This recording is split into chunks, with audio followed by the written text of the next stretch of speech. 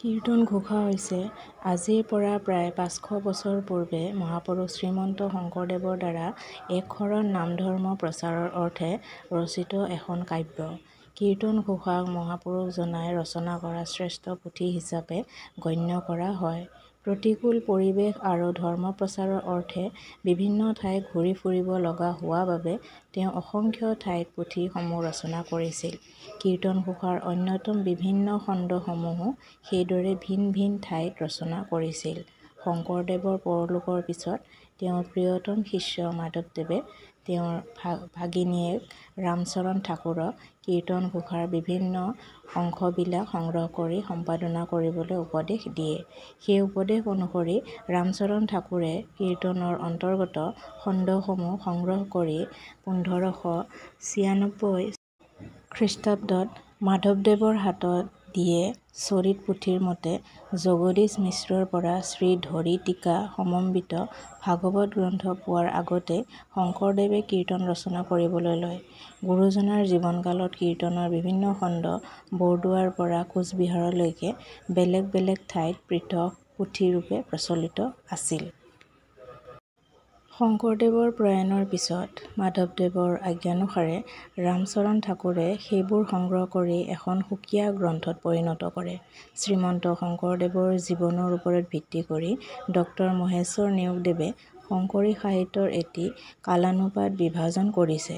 তেখেতৰ মতে খণ্ডবোৰৰ ৰচনাকাল এনেধৰণৰ: আদি বা ১২ভূঞা ৰাজ্যত কটোৱা কাল। এই সময়ত শংকৰদেৱে হৰমোহন, অজামিল উপাখ্যান, প্ৰহ্লাদ চৰিত, বলিচলন আদি ৰচনা কৰে। মধ্য বা অসম ৰাজ্যত কটোৱা কাল। এই সময়ছোৱাত শংকৰদেৱে পাষণ্ড মৰ্দন, নাম অপৰাধ, শিশুলীলা আদি খণ্ড ৰচনা কৰে। কোচ ৰাজ্যত কটোৱা কাল। এই সময়ত জৰাসন্ধ বধ, কালযবন বধ, শ্যামন্তক হৰণ আদি ৰচনা কৰে। কীৰ্তন ঘোষাত শংকৰদেৱৰ দ্বাৰা ৰচিত ২৭টা অধ্যায় সন্নিৱিষ্ট হৈছে।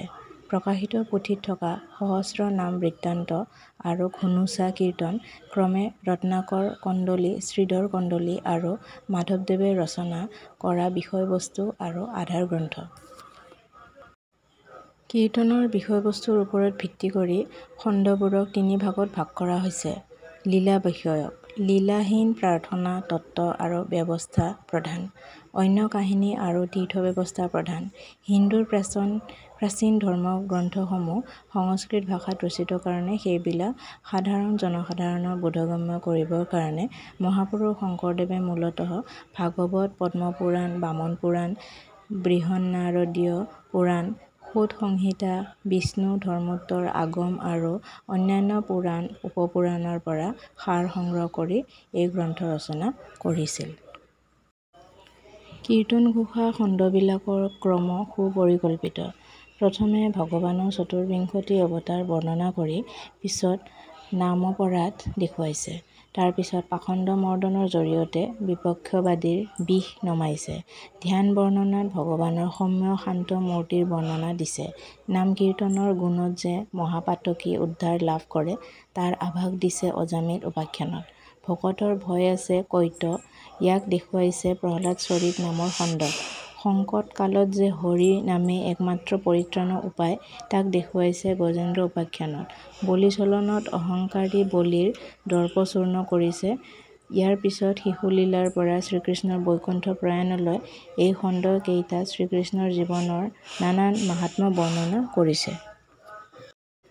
কোনো কোনো পণ্ডিতে কীৰ্তনক প্ৰবন্ধ গীত সংকলন বুলি অভিহিত কৰিছে, অৰ্থাৎ পৰস্পৰ সম্বন্ধযুক্ত গীতৰ সমষ্টি আৰু এটা গীতৰ ভাৱ স্বয়ংসম্পূৰ্ণ নহয়।